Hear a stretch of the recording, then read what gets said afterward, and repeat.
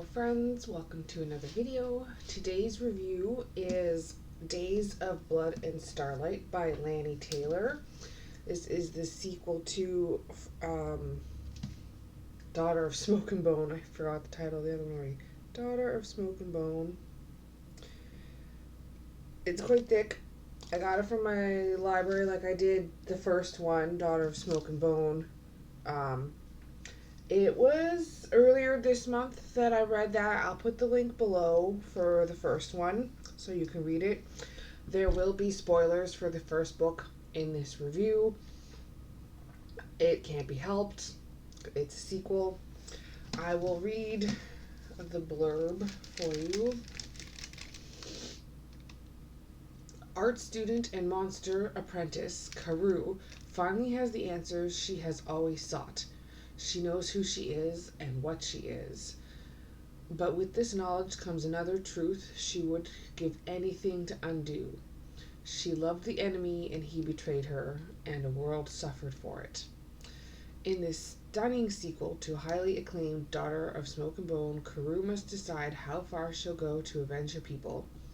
Filled with heartbreak and beauty, secrets and impossible choices, Days of Blood and Starlight find Karu and Akiva on opposing sides as an age-old war stirs back to life.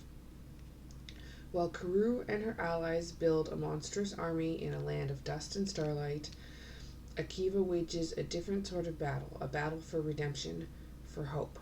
But can any hope be salvaged from the ashes of their broken dream? Once upon a time, an angel and a devil fell in love and dared to imagine a world free of blood and war. This is not that world.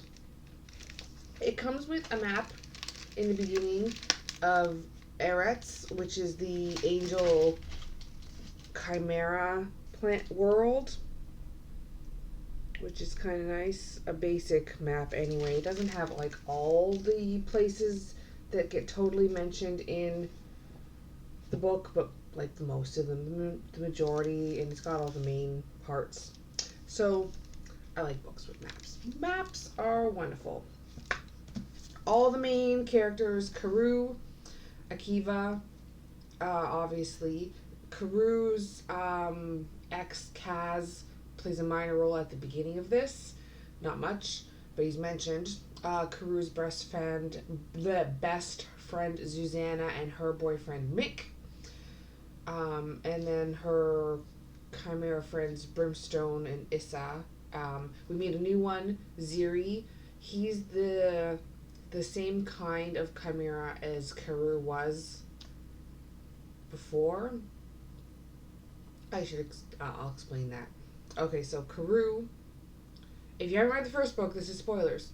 Karu is a human girl, but she was one of the chimeras, and she was executed. This is what she finds out that's so terrible. She was executed for falling in love with an angel, Akiva, when they discovered it. And Brimstone resurrected her into a human body to hide her. And he hid her memory. She didn't know who she was for the first 18 years. Anyway, that's important. But you don't find that out until the end of book one. So if you haven't read book one, I just gave you a big freaking plot twist that you weren't expecting. The other angels that are important is Akiva's brother and sister, Laraz, and brother Hazael, and their uncle Jael, Jael, Jael. He's the Emperor's warlord, commander, whatever you want to call it. Technically, the Emperor is their father, but they're all bastards from his harem, and he doesn't claim them. He just uses them as fodder for his armies. And then the leader of the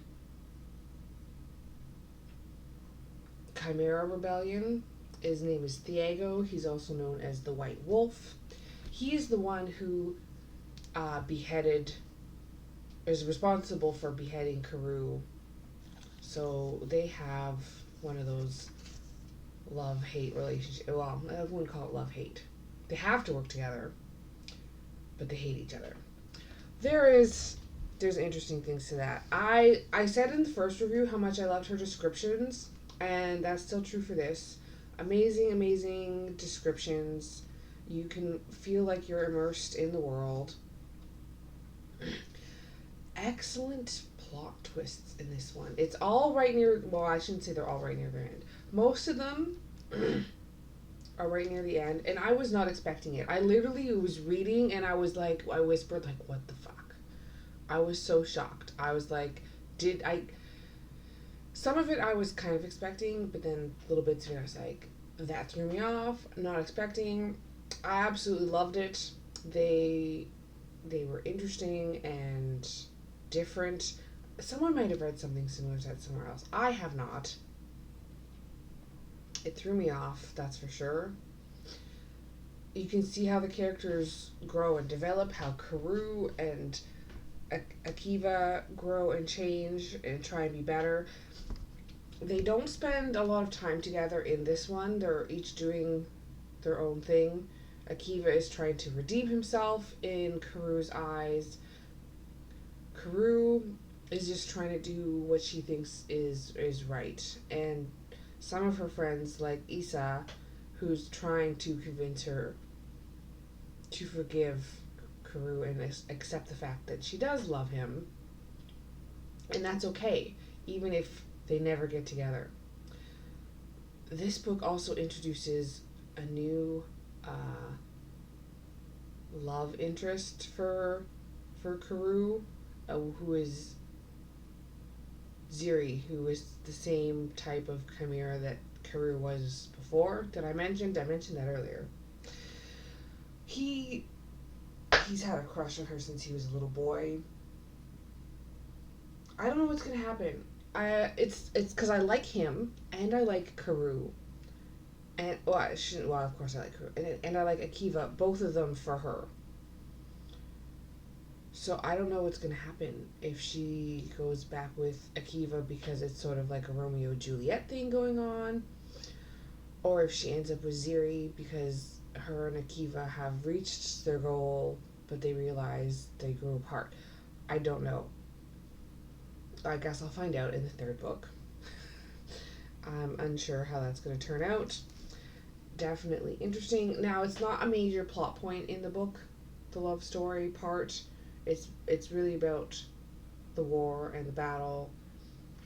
There's definitely new enemies thrown in, and some other plot twists I don't really want to say, but some good ones. I definitely say they're good plot twists. Definitely emotional. There's some sad moments. I didn't actually cry for this book, but there are definitely some very sad moments. It is a war. There is death. How they deal with it is how they deal with it. Now, of course, part of it where Karu and Brimstone can resurrect people, there's death that's brought back, but of course, there's also death that is not brought back. There's traitors. Yeah. There's some few happy moments, especially with Susanna. Susanna and Mick, I feel, are the comic relief at this point. I have no idea if that's going to stay that way, but she's the adorable, spunky, attitude-ish best friend that doesn't like to put up with crap, that everyone just absolutely adores. They have their moments. They're pretty cute themselves with their own little romance that they've got going. Um, the ending was all throwing in those last plot twists. It wraps it up nicely for a book two, knowing that there's more to come. It definitely leaves questions. It has things out in the open. It wasn't 100% cliffhanger, but there's definitely that, like, what happens next? I need to know. They're on the brink of a big old battle, but I mean, it is a war. There's lots of battles. Lots of things happening. I definitely need to read the next book. I would totally rate this 4 out of 5 stars. Totally exceeded my expectations. Excellent writing. The plot is engaging. The It's unique. Some of the twists, I've never read them before in any book. Emotionally moving. Um, Not parts of it were like page turns where I couldn't put it down, but there were parts, especially mid book, that were a little slow. So the pace was like touch and go from slow to fast. I would definitely recommend the series. I recommended the first book. If you're going into the first book, you gotta finish the whole series. Book 2 is just as captivating as book 1, which means I have high expectations for book 3.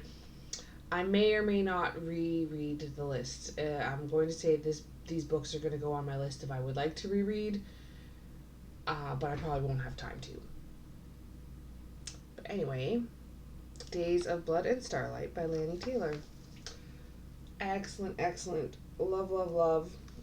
I hope you guys have an absolutely wonderful day. I hope you liked that review. Like and share my video, please, please, please. Love you all. And I will see you in the next video.